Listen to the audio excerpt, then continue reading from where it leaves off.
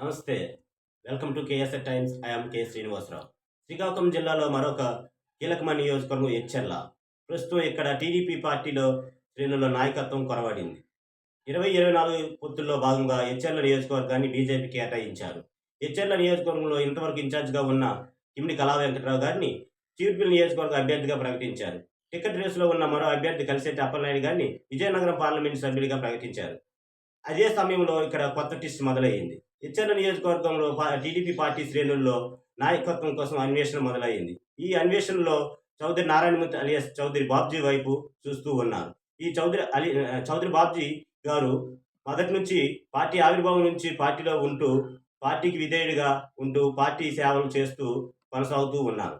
అదేవిధంగా ఈయన 2 పర్యాయాలు టీడీపీ పార్టీ అధ్యక్షులుగాను, జిల్లా అధ్యక్షులుగాను మరియు 2 పర్యాయాలు జిల్లా పరిషత్ మెంబర్గా పార్టీకి సేవలు అందించారు. అదేవిధంగా ఈయన కింజరాపు కుటుంబానికి ప్రధాన అంచుడిగా ఉంటూ జాతీయ టీడీపీ పార్టీ అధ్యక్షులు నారా చంద్రబాబు నాయుడు గారికి సత్సంబంధాలు కలిగి ఉండటం వల్ల నియోజకవర్గంలోని పార్టీ శ్రేణులతో పాటుగా ప్రజలతో మమేకం అవడం వల్ల పార్టీ శ్రేణులంతా కూడా చౌదరి బాబ్జీ గారి యొక్క నాయకత్వాన్ని కోరుకుంటున్నారు.